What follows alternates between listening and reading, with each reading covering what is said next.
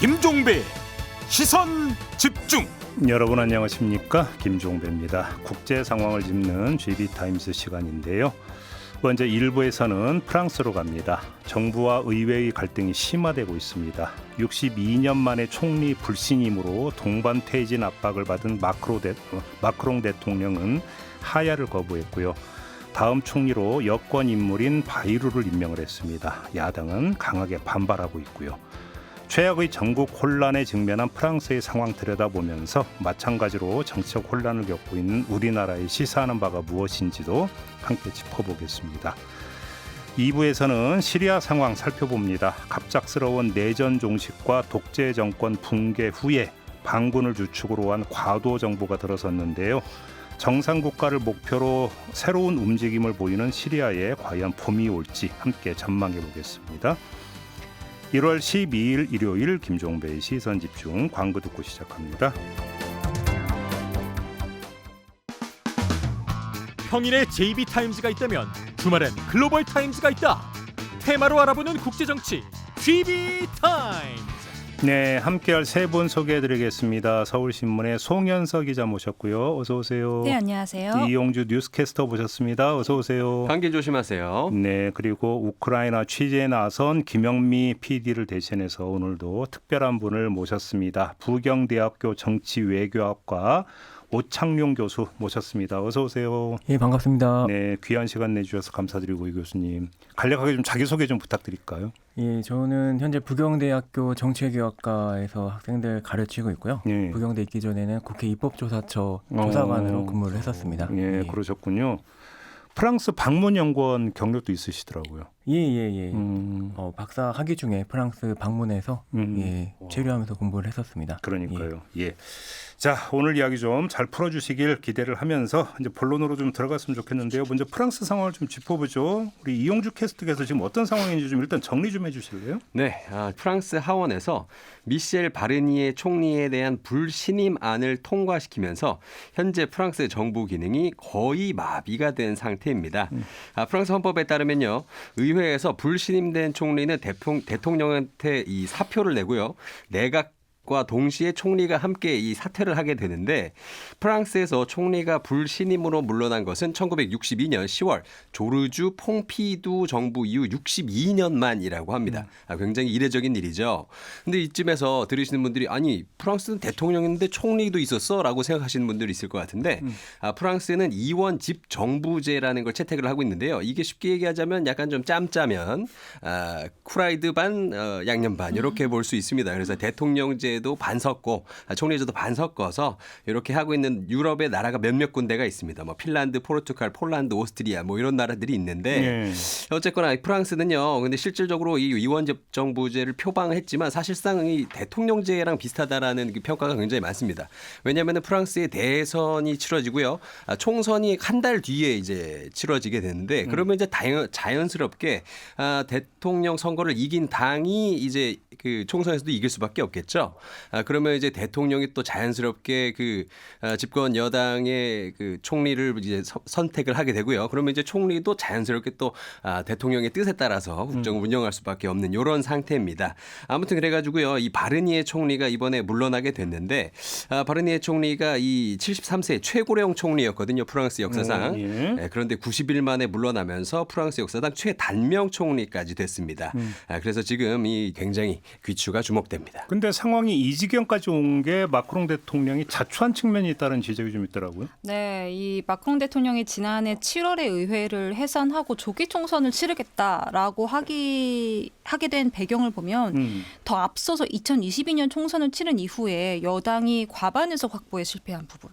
그러면서 내내 이제 법안 통과라든지 법안 드라이브를 거는 때 계속 이제 그 운영이 안 됐던 거죠. 이제 어려움을 겪었었는데, 그러면서 프랑스 정치가 안정이 되고 평화롭게 가기 위해서는 당연히 절대 다수당이 필요하다라는 이제 생각을 했던 겁니다. 그러면서 조기 총선이라는 속무수를 던졌는데 이게 뜻대로 되지 않았던 거죠. 여소야대가 되어버렸어요? 네, 맞습니다. 그러니까 지난해 총선은 이제 프랑스에서 뭐 마크롱뿐만이 아니라 사실 프랑스 대부분의 정당에게는 좀 롤러코스터 같은 그런 선거였어요. 왜냐하면 원래 여론조사 1위가 보수 정당인 국민전선 RN이라고 표현을 하죠. 저희가 국민전선이었는데 이 국민전선을 이끄는 실질적인 지도자가 많이 들어보셨던 마린 르펜. 그렇죠. 네, 2012년, 2017년 대선에서도 꾸준히 지지율을 얻었던 인물인데 사실 지금도 그렇지만 지난해 6월에 조기 총선이 치러질 당시의 유럽 분위기는 지금만큼이나 우경화가 심했단 말이에요.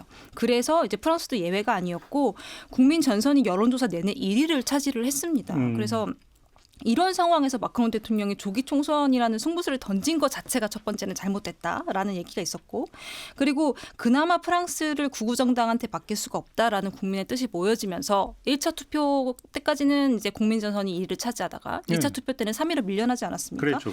근데 이 마크롱 대통령이 자초한 현재 상황의 원인을 찾는데 왜 구구정당인 국민전선이나 마린 르펜 의원에 대해서 이렇게 길게 얘기를 하냐면, 현재의 마크롱 대통령은 사실상 르펜 의원이나 국민전선의 집권을 막아야 한다는 명분이 있었기 때문에 마크롱이 대통령이 될 수 있었단 말이에요. 이 명분이 없었다면 마크롱이 대통령이 될 수도 없었고 이 집권을 유지할 수도 없었습니다. 네.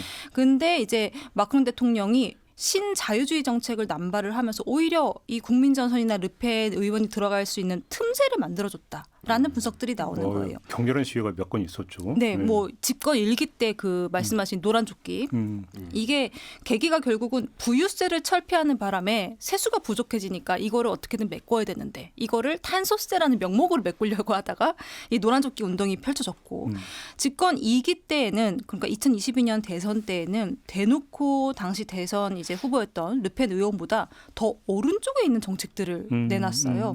그게 이제 지금의 마크롱의 현재를 만들었다. 그래서 이제 국민들이 어떤 정치와 어떤 사회를 원하는지를 잊은 대가가 결국 총리 불신임까지 오게 되었다. 정치적 선택도 패착이었고 맞습니다. 정책 기조도 패착이었다. 네. 이런 이야기가 된, 그래서 여소야대가 돼버렸고. 네. 근데 사실 프랑스도 이렇게 좋게 표현하면 다이나믹, 나쁘게 표현하면 이 전국 혼란 상황이 꽤 자주 발생하는 나라로 제가 알고 있는데, 그러니까 여소야대도 여러 번 있지 않았습니까, 오 교수님? 그런데 예. 그때마다 그러면 대통령들이 어떤 선택을 했는지 이걸 한번 좀 복기를 해봤으면 좋을 것 같은데요. 예. 말씀하신 것처럼 프랑스 제5공화국 체제는 1958년부터 시작이 됐고요. 네. 5공화국 하에서 이제 대통령제와 의원내각제를 결합한 제도를 채택했고 의원 집정부제, 의원 정부제 또는 준대통령제로 불립니다. 네. 과거 여소야대 상황에서 대통령 정당 여당과 의회 다수당이 다른 경우 꼬아비타시옹이라고 지칭되는 동거정부를 구성했습니다. 네. 동거정부는 1986년, 93년, 97년 세 차례 등장했는데요. 처음 두 번의 동거정부는 약 2년, 그리고 세 번째 동거정부는 약 5년간 지속됐습니다. 대선과 총선 주기가 달라서 동거정부가 등장했던 것인데요. 일반적으로 여당이 다수당인 상황에서는 대통령이 국가원수와 행정수반을 겸합니다. 하지만 동거정부에서는 대통령이 외교와 국방만을 담당하고 총리가 행정수반으로 내정 전반을 그렇죠. 담당하게 됩니다. 그래서 이런 혼란을 줄이기 위해서 프랑스에서는 2000년에 헌법을 개정했고요. 대통령 임기를 7년에서 5년으로 단축하고 대통령과 의원 임기를 일치시켜서 동거정부가 등장하지 못하게 막았습니다. 아까 이제 이용주 캐스터님께서 말씀하신 것처럼 대선 직후에 총선을 치르기 때문에 대통령을 뽑자마자 식물 대통령을 만들지는 않는다는 말이죠. 이른바 이제 후광 선거가 나타나게 그렇습니다. 만든 거죠. 맞습니다. 그러니까. 그렇기 때문에 동거정부 등장 가능성이 크게 줄어들었고 네. 대통령이 임기 중에 사망하지 않는 한 여소야대 국면이 다시 등장하기는 힘든 상황까지 갔었는데요. 하지만 이제 마크롱이 의회를 해산하는 바람에 현재와 같은 혼란이 이제 발생을 한 것이고, 네. 그리고 이제 총선에서 패배했음에도 마크롱이 국정 주도권을 하나도 양보하지 않으려는 상황입니다. 네 번째 동거정부가 등장할 것이라는 전망이 우세했지만은 실제로는 프랑스 제5공화국에서 한 번도 등장한 적이 없었던 소수연합정부를 꾸리는 이제 그런 상황이라고 볼 수가 있습니다. 그러니까 마크롱의 지금 태세는 그럼에도 불구하고 나는 굴하지 않겠노라. 네. 일단 이런 거잖아요. 왜 그런다고 생각하세요? 이제 마크롱 대통령은 헌법상의 대통령 권한은 최대한 사용을 하면서 예. 그 법 틀 안에서 음. 제5공화국에 관례적으로 따랐던 동거 정부 구성 절차는 모두 무시하고 있는 상황인데요. 마크롱은 대단한 승부수로 대통령이 됐던 인물입니다. 근데 이제 너무 계속해서 모험수를 던지고 있다는 인상이고요. 프랑스에서 총리를 임명하는 건 전적으로 대통령 권한입니다. 누굴 임명해도 상관없는데요.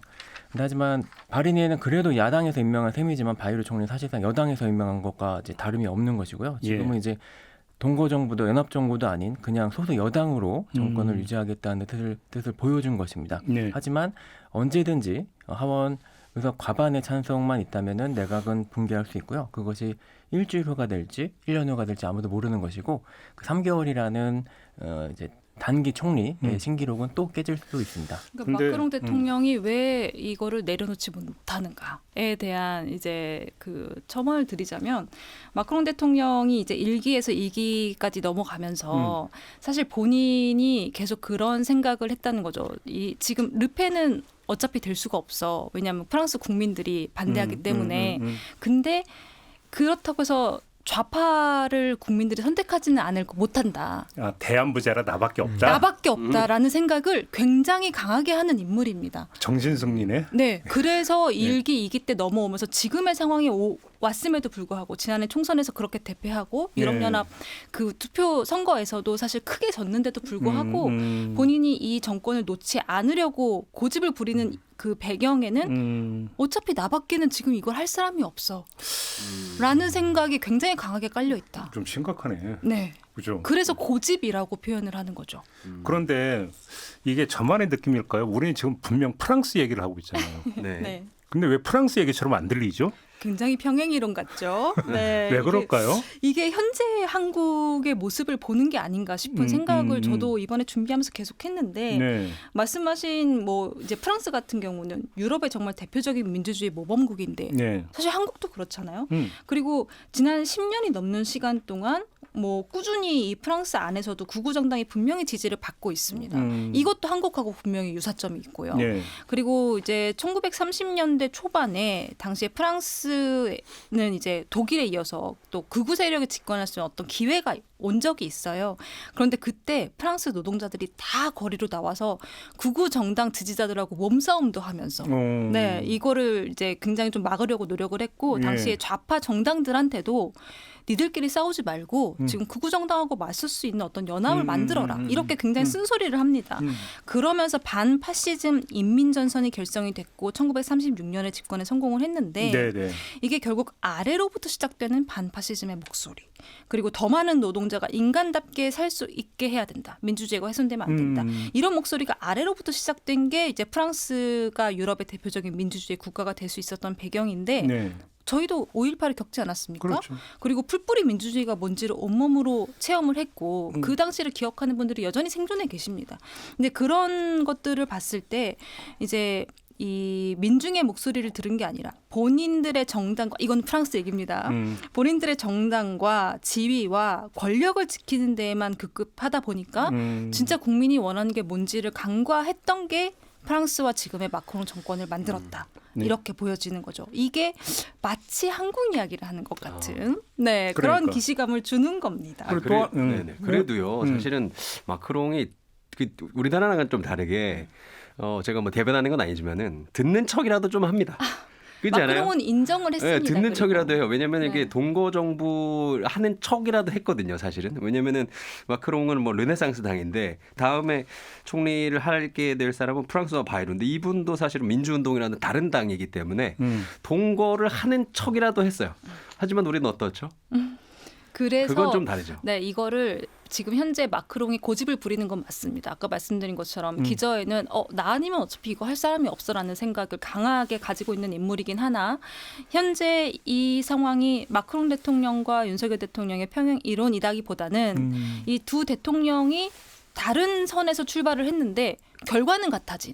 그래서 현재 프랑스와 한국이 그래서 뭔가 비슷한 어떤 오버랩이 펼쳐지는 그런 상황으로 왔다라고 보여지죠. 근데 이제 좀 더 정리를 하면 이제 그 프랑스의 정치는 이원 집정부제인데 그것이 사실은 이제 그 항상 갈등의 소지를 안고 있는 지금 체제잖아요. 근데 이 갈등의 소지라고 하는 것들이 이제 폭발적으로 나타나는 게 행정 권력과 의회 권력이 갈등 국면으로 이제 그 빠져들 때 이원 집정부제가 갖고 있는 한계 내지 문제점이 그냥 폭발적으로 나타날 수 있는 거 아닙니까? 그러니까 이거는 마크롱이라는 인물 요인도 있지만 사실은 제도 요인에다가 상황 요인까지 겹쳐야만이 그 인물 요인이 결국은 악재가 돼버리는 이렇게 그러니까 귀결되는 거 아닐까요? 교수님 어떻게 보십니까? 예, 맞는 말씀이고요. 지금 시점에서 과거에 이제 동거 정부가 어떻게 등장했는지를 다시 복기해 보면은 예. 이게 헌법이나 제도만을 통해서 가능했던 것은 아니고 여소야대 불안정한 전국에서 상대적인 안정을 추구하려는 그런 타협이 있었기 때문에 예. 협의가 있었기 때문에 가능했던 권력 분배 방식이었다는 생각이 듭니다. 예. 하지만은 현재와 같이 이제 그 대통령 권력과 의회 권력이 격렬하게 충돌하는 상황에서는 이제 이러한 제도도 제도를 작동하기 힘든 그렇죠. 이제 그런 상황이 이제 된다는 것이고 예. 그런 측면에서 이제 그 한국 정치 제도, 예. 프랑스 정치 제도를 다시 한번 비교해 볼 수 있는 이제 그러한 포인트가 생기는 것 같습니다. 그러니까요. 예. 그런 점에서 프랑스 제도고 우리나라의 제도를 좀 약간 비교를 하면 어떤 특장점이 있다고 보시는 겁니까? 이제 한국에서 프랑스 대통령제는 분권형 대통령제의 대표적인 사례로 간주가 됐고 네. 소위 제왕적 대통령제의 대안으로 생각하는 분도 이제 여전히 많이 계신 것 같은데요. 네. 근데 이제 여당이 다수당인 경우 프랑스 대통령은 미국인 한국보다도 더 강한 권한을 갖게 됩니다. 예를 들어서 뭐 의회를 해산한 것도 대표적인 권력이라고 볼 수 있고 프랑스 같은 경우는 총리 신임을 걸게 해서 의회에서 표결을 생략하고 법안을 통과시키는 이제 그러한 절차도 가능합니다. 경우에 따라서는 굉장히 막강한 정치 권력을 확보하게 되지만은 이제 분권형 대통령제에서 대통령과 총리가 권력을 나눠 갖게 된다는 이제 그런 측면에서 장점으로 이제 설명이 되는 경우가 이제 있었던 것 같은데요. 현재 프랑스 상황이 보여주는 것은 이제 그것이 과연 장점이 될 것인지 그리고 한국에서 이러한 제도를 조금이라도 도입을 하려고 한다거나 했을 때 어떤 문제가 생길지 이제 그런 부분들을 여실히 이제 드러내주고 있다고 근데 생각합니다. 이제 그 제도에 오히려 이제 그 장점보다 단점이 이제 많이 작동을 해 버릴 때 문제가 되는 그렇습니다. 거고 거기에 이제 예. 불을 지르는 게 인물 요인인데 지금 프랑스 같은 경우는 조금 전에 송현석 기자가 말씀하신 대로 마크롱의 유아 독전적 사고 네. 나밖에 없어. 이것도 이른바 나르시시즘이라고 봐야 되는 거 아니겠습니까? 맞습니다. 왜 그럴까요, 도대체? 이게? 마크롱 대통령, 그러니까 아까 말씀드린 것처럼 마크롱 대통령이 1기, 2기에 이제 본인의 자리를 차지할 수 있었던 거는 사실 마크롱 대통령이 대단해서가 아닙니다. 그러니까 물론 마크롱 대통령이 뭐 이제 초반에 굉장히 젊은 대통령으로 인지도를 높게 받긴 했지만 사실 그때 당시에 아까 이제 그 르펜 의원이 되면 안 된다 첫 번째. 그 다음에 그 좌파 연합이 굉장히 분리되어 있는 상황이었어요. 연합이 되지 않고 분리되어 있는 상황이기 때문에 이제 그런 분리되어 있는 좌파를 믿지 못하는 그러니까 약간 좀 불안해하는 국민들이 대안으로 삼은 게 마크롱 대통령이었던 겁니다. 근데 이제 그런 상황을 그 본인이 쉽게 얘기를 하면 이제 우리 네. 정치권에서 쓰는 용어는 그 발광체가 아니라 반사체였는데 네, 맞아요. 자기가 발광체인 걸로 맞아요. 착각을 한다. 착각을 한 부분이 그 아까 말씀하신 인물적인 부분은 약간 그런 부분에서 조금 컸다라고 이제 보여지고 제도적으로는 뭐 의원 내각제가 좋다, 대통령제가 좋다, 이원 정부제가 좋다. 어느 누구도 말할 수 없는 상황이죠. 그렇죠. 네. 그 운영에 따라서 달라지는 그럼 거죠. 운영에 따라 달라지고 사실 어느 제도를 선택하느냐는 네. 그 각각의 나라가 가진 역사에 기반하는 거기 때문에 예. 지금 저 나라가 의원 내각제가 너무 잘 되고 있으니까 우리도 하자. 이거는 사실 저희 얘기를 하는 건 아닙니다. 그렇죠. 네, 이건 어렵습니다. 네. 왜 최고 권력의 자리에 올라가면 그럴까요? 왜 그럴까요? 저는 그 우리가 이제 언론이 이제 봉건적 용어를 많이 쓰거든요. 구중궁궐에 갇혀 있다. 언론에 많이 쓰잖아요. 많이 쓰죠. 그런데 아니 저는 이게 왜 캐캐묵은 옛날 표현 계속 언론이 쓰느냐라고 한때 저는 반감을 가진 적이 있어요. 지금은 민주주의 시대고 인터넷 시대고 대통령이 마음만 먹고 여론을 살피고자 한다면 인해의 장막이고 뭐고는 성립이 안 된다. 맞아요. 얼마든지 살필 수 있다. 뭐 미행 이런 것도 필요 없다. 그냥 앉아서도 인터넷만 봐도 다 나오는 거 아니냐. 구중궁궐은 성립이 안 된다고 생각을 했는데 그게 제 착각이었다니까. 지금 그렇게 나오고 있잖아요. 네. 이게 도대체 이 심리적 환경이라고 하는 것 우리는 자꾸 제도를 많이 보는데 네. 정치도 결국은 정치든 통치든 사람이 하는 거니라 맞아요. 사람이 어떻게 그걸 생각하고 어떻게 행동을 하는가 이걸 알아야 되는 것 같다는 생각을 계속 하게 돼요. 네, 특히 뭐 서구 문화권과 이제 정치권을 살펴봤을 때 사실 거기는 시스템이라는 게 너무 잘 잡혀 있는 나라잖아요. 그러니까 다른 어떤 독재 국가하고는 다르기 때문에 오히려 훨씬 더 그 인물에 대한 영향을 덜 받을 거라고 생각을 했는데. 트럼프가 트럼프. 그러니까요. 저도 트럼프 얘기를 지금 하려고. 그러니까. 네. 오, 정말 다를 수 있다. 인물 하나가 사람 하나가 시스템을 바꿔놓을 수 있구나. 그러니까요. 네. 그렇다고 대통령 선거는 사람 어떻게 감별할 수 있는 특별한 반복이 있는 것도 아니고. 맞습니다. 그렇죠. 시대적 과제인 거 교수님 어떻게 생각하십니까? 마크롱 같은 경우는 이제 굉장히 고도의 전략적인 계산도 이제 하는 거는 이제 분명히 있는 것 같고요. 프랑스 같은 경우는 야당이 이제 양분이 돼 있는데 좌파랑 극우 정당이 나눠 갖고 있는데요. 이 두 정파가 절대로 연합 못한다는 그 계산이 하나 좀 더 들어가 있는 거라고 볼 수가 있어요. 나름 이제 전략을 세운 거죠. 그러니까. 예. 음. 그리고 이제 프랑스 같은 경우 노동자들이 그 극우 정당을 많이 지지합니다. 이제 그런 특징도 있고 그래서 그렇죠. 대중도 분열돼 있고 정당도 이제 야당 분열돼 있는 이런 상황을 좀 활용하는 측면도 같이 좀 봐야 될 것 그건 같습니다. 여기는 이제 어떤 극우의 약진이라고 하는 것들을 정치권에서 정치인들이 또 어떻게 받아들이냐라고 하는 이런 측면에서 좀 깔려 있는 것 같은데 그 문제는 좀 나중에 저희가 따로 시간 내서 한번 좀 진단을 해보도록 하고요. 남일 같지 않은 프랑스 상황 짚어봤고요. 잠시 전화 말씀 듣고 두 번째 주제로 넘어가겠습니다.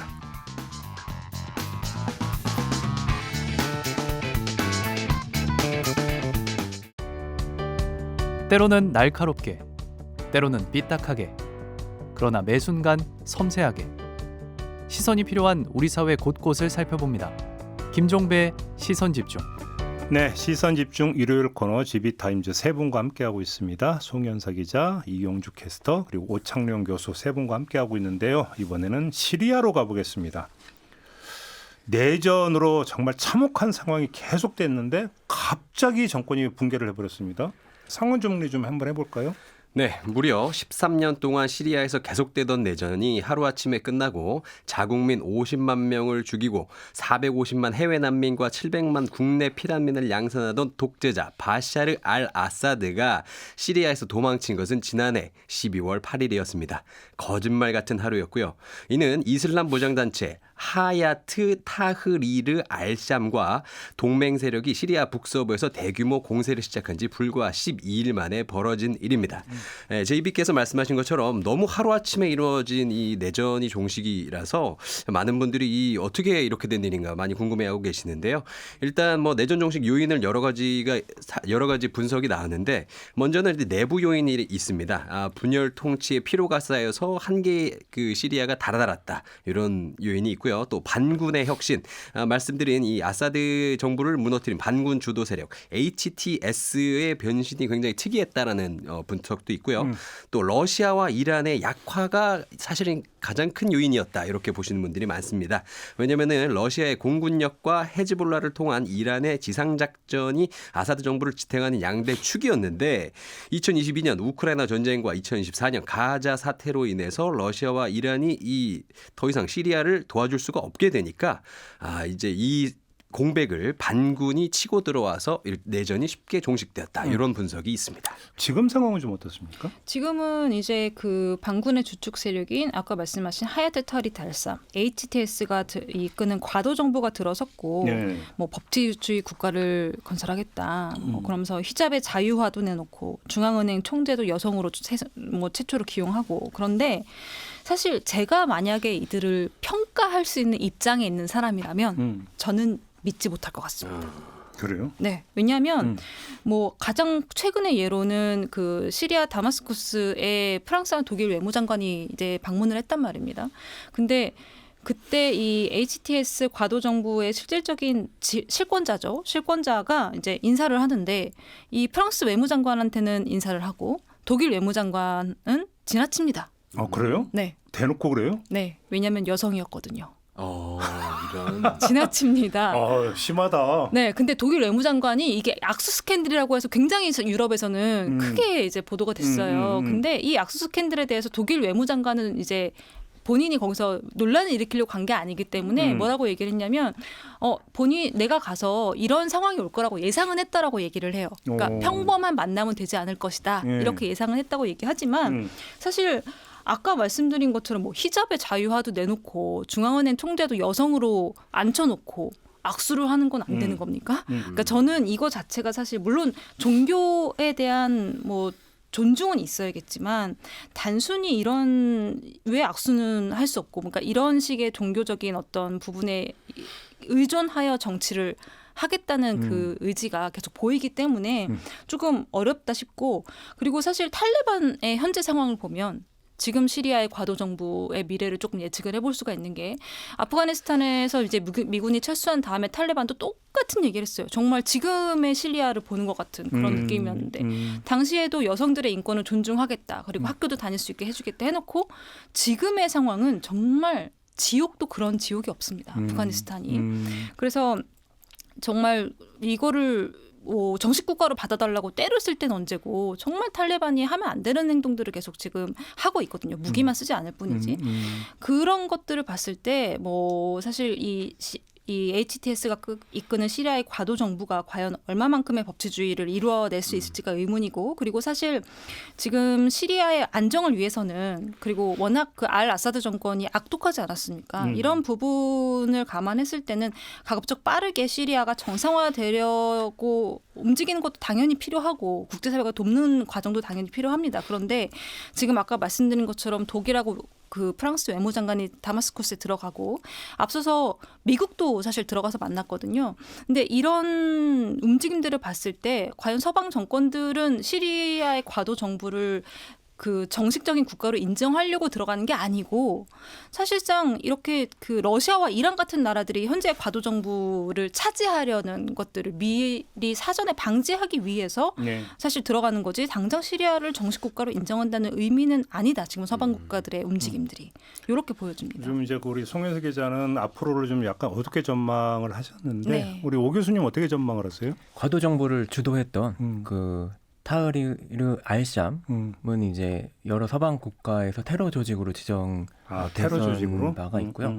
그리고 예, 물론 현 지도부는 2016년 알카에다와 관계를 단절했고, 그리고 앞으로 이제 온건한 이슬람주의 운동으로 변화하려 한다는 이제 그러한 이제 이미지를 이제 보여주고 있는 것은 분명한데요. 네. 그럼에도 여전히 이제 극단적인 종교적 세계관을 고수하는 것이 아니냐라는 우려가 또 동시에 제기되고 있습니다. 그래서 이와 관련해서 최근에 시리아 교육과정 개편이 상당한 주목을 받았었는데요. 네네.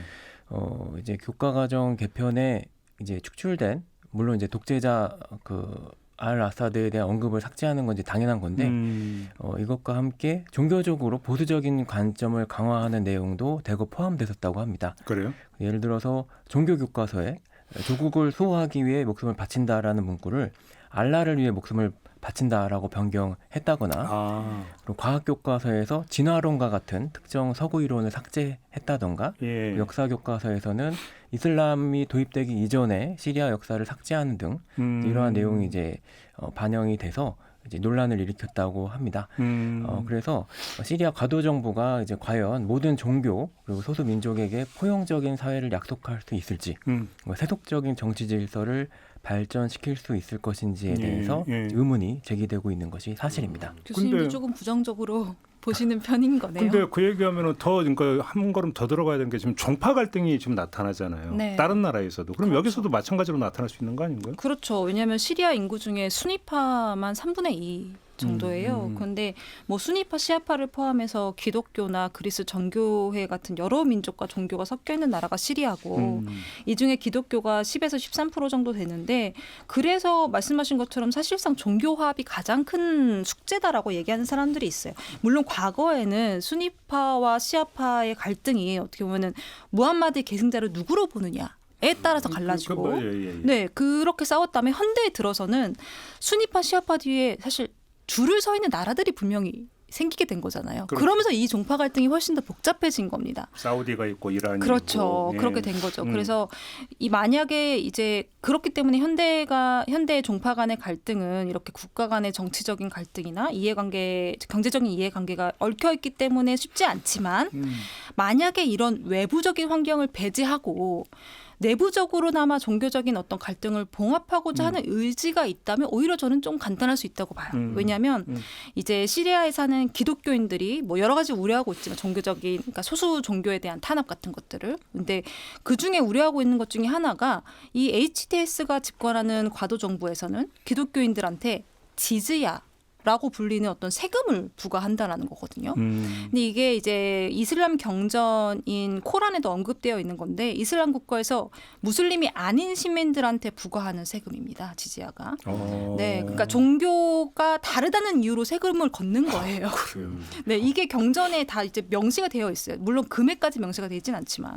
근데 역사적으로 봤을 때 이 지지야라는 세금이 결국은 이걸 내는 비무슬림 사람들의 일종의 보호세처럼 이제 활용이 돼 왔어요. 뭐 예를 들어서 이 비무슬림 내가 기독교다 그러면은 지지야라는 세금을 내는 대신에 무슬림들로부터 스스로도 보호하는 어떤 세력을 얻을 수도 있고요. 그건 저기 뒷골목 세계의 논리 아니에요? 맞습니다. 돈을 내고 내가 나 건들지 말아줘. 우리 니네 보호해줄 테니까 돈 내 이거잖아요. 맞아요. 반대로 생각하면 그런 거죠. 네. 그리고 대신 돈을 내고 신앙을 또 개종하지 않아도 되는 그런 이제 일종의 그 점은 좀 있네요. 네, 이점이 있는 거죠. 돈을 내는 대신에. 근데 이 시리아의 비순위파 시민들은 이제 이런 세금을 어쩌면 더 내야 되는 상황에 올 수도 있는 거잖아요. 지금 HTS가 이제 집권하는 과도 정부에서. 그럼 일단 이런 부분들은 사실 미국이나 유럽의 사회의 동의를 얻지 않고도 내부적으로 해결할 수 있는 부분이지 않겠습니까? 그러니까 세수가 줄어들거나 할 수는 있겠지만 종교적인 화합이 곧 국가적인 화합이다라는 의지가 있다면 그러면 사실 공평하게 세금을 걷어들일 수도 있고 뭐 여러 가지 이런 방식을 이제 차용할 수 있기 때문에 사실 저는 오히려 일단 내부적으로 이런 것들을 조금 갈등을 봉합을 먼저 하려는 의지를 보여주는 게 이 HTS의 과도 정부가 국제사회에서 인정을 받을 수 있는 그런 어떤 최선의 방법, 그러니까 가장 빠른 길이 되지 않을까라는 생각을 합니다. 알겠습니다. 아무튼 근데 이제 그 내부적인 요인을 좀 짚어주셨는데 외부 요인을 좀 미국 같은 경우로 좀 제재를 일부 완화를 했다면서요? 네, 맞습니다. 서방이 어떻게 접근하느냐도 중요한 변수잖아요. 네, 그래서 미국 재무부가요 일반 허가를 통해서 시리아 새 정부와 에너지 판매 등에 관한 이 특정 거래를 6개월간 승인했다고 합니다.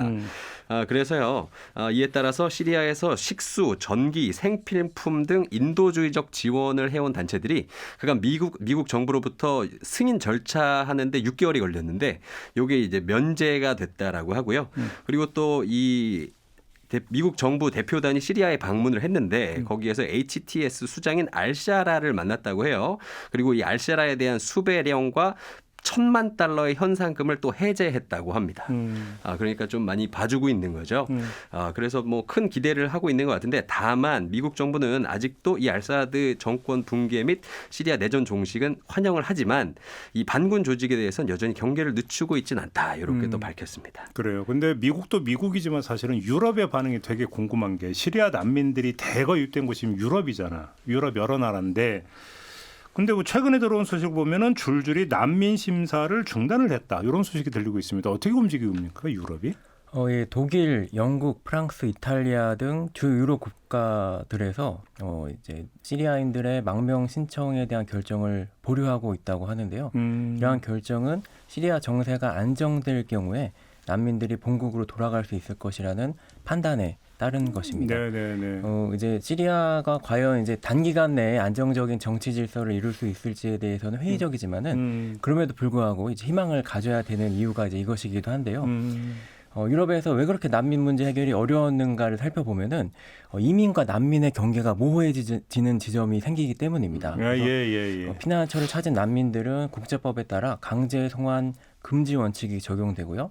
난민으로 인정받은 사람들을 본국으로 돌려보내는 것은 윤리적으로 문제를 낳는 것뿐만 아니라 불법인 것입니다. 이런 문제에 직면해서 이제 유럽이 이제 최근에 도입한 이민 난민 통제 강화 정책이 몇 가지가 있는데요. 그중에 하나가 유엔 난민 협약에 언급된 난민 종료 상황을 활용하는 것이었습니다. 그러니까 난민 종료 상황이라는 것은 난민 지위의 기초가 되었던 상황이 더 이상 존재하지 않는 경우에 망명국이 내린 결정에 따라서 난민 지위를 종료시킬 수 있는 그런 상황인데요. 다소 포괄적이고 모호한 규정입니다. 근데 덴마크 등의 국가에서는 이 규정을 근거로 해서 시리아 내 일부 지역을 안전지역으로 임의적으로 선포를 하고 해당 지역 난민들을 이제 거주 허가를 철회하는 이런 정책을 도입하기도 했었는데요. 물론 이래서 많은 비판을 받았습니다. 근데 이제 시리아 전국을 안전지대로 설정할 수 있게 되면은 이제 뭐 극우 정당이 득세한 국가라든가 극우 성향 반인민 정책을 이미 도입한 국가에서는 매우 반길 만한 상황이 될 수밖에 없습니다. 반긴다라고 하는 게 우리가 이제 지난주인가에 지지난 중에 한번 잠깐 얘기를 했잖아요. 네. 니네 나라에서 이제 정상국가 만든대. 그러니까 가. 네. 이러면서 이제 반난민, 반이민 어떤 그 정서를 자극하고 정책도 그쪽으로 몰아갈 가능성. 이 얘기 우리 한번 잠깐 얘기를 했잖아요. 그게 맞아요. 현실화될 가능성도 있다고 좀 봐야 되는 거겠네요. 네, 네. 그래서 실제로 지금 뭐 인터넷 소셜 미디어 같은 데 보면은요. 영상이 올라오고 있는데요. 그 시리아로 돌아가고 있는 난민들이 그 영상을 찍어서 올리는 걸 제가 여러 개 봤습니다. 오. 그래서 돌아가다 보면은 그 국경지대에 그 시리아 그 아이들과 그 뭐 정부 관계자인지 모르겠는데 나와서 뭘 좀 옷도 나눠주고 물도 나눠주고 하면서 뭐 본국에 돌아온 걸 환영한다 뭐 이런 걸 보이고 있더라고요. 근데 그래요? 근데 실제로 정말 많은 사람들이 가는 건지 아니면 이것도 하나의 또 프로파간다인지 또 이건 뭐 판단해야 될 것 같습니다. 그리고 이게 지금 시리아가 지금 아까 말씀하신 것처럼 유럽의 어떤 그러니까 각국 국가들이 평가를 하지 않습니까? 더 이상 이 나라의 난민을 받지 않아. 왜냐하면 이 나라는 더 이상 난민을 받아줘야 되는 상황이 아니니까. 근데 그거를 사실 유럽이 그러니까 그 이 난민을 받는 국가가 판단을 하는 게 과연 옳을지에 대한 사실 이거는 우리나라가 정상화되었어 이제 정치 자체가 정상화되었어라고 판단하는 거는 그 나라에 사는 사람들이 사실 느껴야 되는 부분들인데 그게 아니라 반대로 이걸 받는 사람들이 그 평가한다는 게 조금 좀 문제라기보다는 좀 어려움이 있지 않을까 싶은 생각이 들고 그리고 지금 유럽 같은 경우는 지금 난민 할당제도 저번에도 설명을 해드린 적이 있죠. 의무적으로 난민을 나눠서 받자는 거예요. 지금 국경에 있는 유럽 국가들만 너무 난민을 많이 받고 있으니까. 그래서 만약에 난민을 못 받을 것 같으면 유럽연합에 이제 1인당 2만 유로를 내라. 이런 이제 신이민 난민 협정을 마련을 지난해 했고 네네. 이게 2026년부터 지금 시행을 앞두고 있는 상황인데 문제는 이거에 반대하는 나라들이 꽤 있어요. 유럽 국가 안에서도. 네, 우리는 이렇게 의무적으로 받는 거 못하겠다라는 이제 국가들이 꽤 있고. 우리가 빚졌냐 이런 거죠. 그렇죠. 왜 우리가 이걸 의무적으로 받아야 되냐. 그리고 제일 중요한 거는 지금 유럽 전체에 사실 극우 정당들이 계속 득세하고 있고 반이민 정서도 같이 활활 불타오르고 있는 상황인데 여기에 당장 트럼프 복귀가 지금 코앞으로 왔단 말입니다. 그렇죠. 근데 트럼프가 행정명령 1호로 반이민법에 서명을 하기로 이제 지금 본인 스스로 약속을 했잖아요. 그럼 시리아가 지금 현재 안정적인 상태가 아니라는 거를 유럽도 다 알고 있을 텐데 굳이 지금 이렇게 막 우리는 이 난민 할당 제도도 만들고 교수님이 방금 말씀하신 그런 제도들을 자꾸 지금 막 빠르게 이거를 진행을 시키는 거는 결국 트럼프를 의식한 어떤 정치적인 움직임이다. 이렇게 보여줄 수밖에 없어서 결국은 시리아가 정상화되는 속도보다 트럼프의 말이 더 빠르지 않겠습니까? 그러겠죠, 당연히. 네, 훨씬 빠를 테니 예. 유럽의 이민자 문제는 결국은 유럽하고 미국이 해결을 먼저 보는 게 사실은 가장 어떻게 보면은 최선의 대응일 수 있다. 현재 근데 상황에서는. 미국과 유럽이 먼저 해결을 보는 게 아니라 미국과 유럽이 네. 더 극우화될 수 있는 계기가 되는 거 아닙니까 오히려? 그럴 수 있죠. 왜냐하면 지금 그러니까 트럼프가 이미 행정명령 1호로 서명을 하겠다라고 이제 밝힌 상황에서 유럽 같은 경우는 방어밖에 못합니다. 지금 상황이 그렇죠. 방어밖에 못하는 상황. 예. 그러다 보니까 사실 이미 내부에서도 굉장한 극우 세력들이 이 이민법을 가지고 지금 계속 선동을 하고 있는 상황이고 그런 상황에서 이제 잘 이렇게 뭔가 중심을 잡고 있어야 할 일부 국가들, 뭐 예를 들면 캐나다라든지 뭐 이런 국가들도 지금 줄줄이 지금 나가고 있는 상황이잖아요. 캐나다도 상황이 안 좋죠. 네. 거기 총리도 최근에 뭐 네, 안 직접 좋게 사임을 가셨고, 했고. 네, 그리고 또 트럼프는 최근에 인터뷰를 했는데 뭐라 그랬냐면은 자기는 독재자가 아니래요. 그런데 딱 하루만 그 취임 당일 그 다음 날만 이 독재제를 하겠다. 그래서 뭘 할 거냐 물어봤더니 불법 이민자들 없을 거라고. 그 정도로 심각한 네. 겁니다 지금. 그러니까 유럽이 지금 발등에 불이 떨어지게 움직이고 있는 거죠. 그러니까 이제 유럽 입장에서는 시리아 그 내정이 하루라도 빨리 안정이 되는 게 네. 우리들 입장에서는 좋다. 당연히 이렇게 생각을 하겠죠. 네, 그러니까 독일이나 프랑스 외무장관이 다마스커스까지 들어간 겁니다. 그래서 어떻게 좀 그 성과는 좀 있었대요. 어땠대요? 아니요, 성과를 딱히 따질 수 수 있는 자리가 아니었어요. 왜냐하면 독일과 프랑스 장관들이 이제 거기에 들어간 것은 어떻게 보면은 뭐 난민 문제도 해결하고 네. 이러려고 뭐 표면적으로 그게 들어갔지만 아까 말씀드린 것처럼 독일과 프랑스 같은 이제 유럽 국가들이 시리아의 과도 정부와 접촉하는 배경에는 니들 이란이랑 튀르키예한테 이란이랑 이쪽에 흔들리지 마. 이 얘기를 하러 들어간 거예요, 사실은.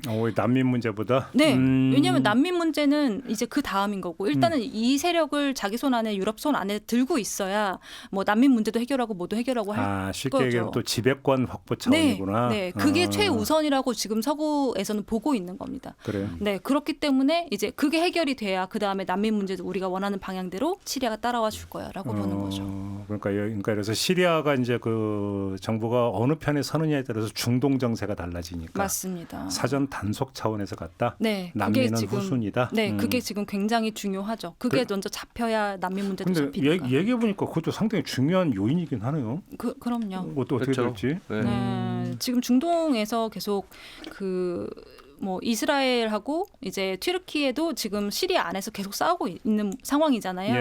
그러니까 이런 상황들이 결국은 중동에 현재 벌어지고 있는 그런 이스라엘과 하마스의 문제, 이스라엘과 레바논의 문제 이런 것들하고 다 지금 연결이 되어 있는 거예요. 거기다가 지금 이란은 지금은 당장 알 아사드 정권이 나가면서 잠깐 쪼그라져 있는 상태지만 이란 지금 요새 계속 나오는 얘기 중에 하나가 우리 그냥 다시 핵무기 만들 거야.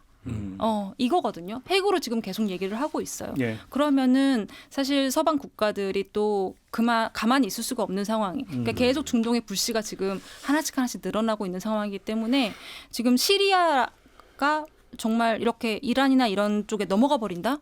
그럼 정말로 중동에서는 또 하나의 전선이 생겨버리는 겁니다. 우리 오 교수님이 보시기에는 프랑스나 독일 같은 유럽 주축 국가들이 어떻게 움직일 거라고 전망을 하세요? 일단은 눈치를 볼 것 같습니다. 어디 눈치? 누가 먼저 시작할 것인가. 서로가? 예. 그리고 이제 뭘 시작을 하는 거예요? 시리아 안정화를 근거로 난민을 난민 문제에 대해서 이제 어떻게 할 것인가. 니네 가. 이걸 누가 먼저 이제 시작하느냐. 야, 총대를 누가 먼저 내느냐. 그 이제 그 거시적인 측면에서 이제 세력 관계가 어떻게 될지는 이제 뭐 단기적으로 판단할 수 있는 건 아니기 때문에 네. 보다 어떻게 보면은 유럽 입장에서는 당장 이제 안에 불을 끄는 게 이제 문제이기 때문에 난민 문제에 어쨌든 실질적으로는 좀 더 관심을 가지려 할 것 같고요. 예. 그리고 이제 어떻게 이제 시작할 것인가. 이미 그런 식으로 시작하고 있는 나라들이 있기 때문에 줄줄이 좀 이제 눈치를 보면서 보낼 것 같고, 그리고 실제로 유엔 난민 기구에서 2025년 상반기에만 약 100만 명이 시리아로 돌아갈 것이라는 추정을 발표를 이미 했다고 합니다. 전망이? 예. 2025년 전반기에만 100만 명이 돌아갈 것이다라는 전망이 나왔다고 하는데요. 예. 이제 이런 전망이 가능했던 것도 이제 바로 지금 여건이 어느 정도 조성이 됐기 때문에 유럽 국가들에 있는 난민들이 돌아가기 시작할 것이다. 아마 그 이런 총대는 평가인 것 같습니다. 이탈리아가 먼저 매지 않을까요? 그래요? 네. 왜 그렇게 보세요? 이탈리아가 이미 지난해 그 알바니아에 이 이민자 센터를 만들지 않았습니까? 그 이민자 센터가 이제 그 약간 일종의 심사 뭐 우리로 치면 공항의 수속국 같은 거예요. 난민들이 들어왔는데 만약에 이게 우리나라로 들어올 수 있는 그런 자격이 안 된다 했을 때는 다시 알바니아로 보내서 거기서 이민자 센터에 수용을 한 다음에 다시 각국으로 돌려보내게 하는 그런 역할을 하는 건데, 사실상 이게 불법 체류하려고 하는 이주민들을 이제 줄이려는 어떤 추방 대책이다라는 그 비난이 굉장히 많았으니까 인권적으로 이거는 불법이다 라는 얘기들이 굉장히 많았는데, 이것들을 이미 이탈리아는 지난해 말부터 운영을 하고 있는 상황이거든요. 근데 우리가 이제 자꾸 여기서 이제 지금까지 얘기해서 그 난민을 대상화해서 지금만 얘기를 했잖아요. 네. 근데 난민 입장에서 안 가.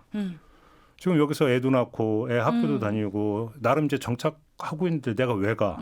이래버리면 이제 문제가 복잡해지는 거 아닙니까? 그렇죠. 기존에 있는 난민들에 대한 어떤 그 지금 상황에서는 유럽들이 이미 들어와 있는 난민을 다시 쫓겠다라기보다는 추가로 들어올 사람들을 막거나 이제 아니면 수용을 이제 더 이상 안 그렇죠. 한다. 수용을 더 이상 안 한다. 그리고 아니면은 아까 말씀드린 알바니아에 있는 이주민 센터에 지금 한 중간쯤 걸쳐져 있는 난민들에 대해서는 또 받지 않는다. 안 받는다. 네, 적격한 심사를 통해서 굉장히 엄격하게 받겠다. 이제 이런 주의를 이제 가지고 있는 거죠. 그러면 예를 들어서 이제 그 이미 그 전에 받아들인 난민은 그냥 네. 같이 네. 더불어 산다. 더불어 사는 게 유럽의 기조인데 지금 그나마 그러면 근데 미국이 그렇게 안 하겠다고 지금 얘기하는 거잖아요. 아니 트럼프가. 트럼프는 쫓아내겠다는 거죠. 네, 그 이민자들 사이에서 태어난 아기에게 영주권 주지 않겠다는 음, 거잖아요. 그럼 나가는 수밖에 없는 거고요. 왜냐하면 아기가 불법 이민자가 돼버리니까요. 그러니까요. 네, 근데 이런 상황들이 이제 미국이 만약에 이거를 정말 행정 서명해서 오케이 되면은 이제 아니 그러면 미국의 유럽의 극우 세력은 미국 하는데 왜 우리는 안 해? 그렇죠. 이렇게 나올 그렇게 거 아니에요. 될 가능성이 높아서 지금 트럼프가 그 중심에 있다라고 계속 말씀을 드리는 겁니다. 네, 참 트럼프는 여러 가지로 민폐예요. 그죠? 저희가 일부에서 이야기한 것처럼 정말 인물 하나의 중요성이라는 그러니까, 게 네. 이렇게 큰 겁니다. 네. 네. 우리가 이제 과거에 영웅사관에 대해서 참 토론을 많이 했거든요. 네. 과연 영웅이 역사를 바꿀 수 있느냐? 영웅은 잘 모르겠는데 문제의 인물이 바꾸는 측면은 좀 있더라. 맞습니다. 사고 치는 경우는 좀 있더라. 그죠? 이렇게 얘기를 해야 되는 거 아니겠습니까? 네. 자, 시간이 다 됐네요. 오늘 시간 좀 마무리 좀 해야 될 것 같습니다. 오 교수님 오늘 특별히 이렇게 시간 내주셔서 감사드리고요. 예, 감사합니다. 너무 네. 좋은 자리 초대해 주셔서 네. 다시 한번 감사드립니다. 네, 예. 두 분도 수고하셨습니다. 네, 고맙습니다. 감사합니다. 네, 김종배의 시선 집중 오늘 준비한 이야기는 여기까지입니다. 물러가고요. 내일 아침에 다시 인사드리겠습니다. 고맙습니다.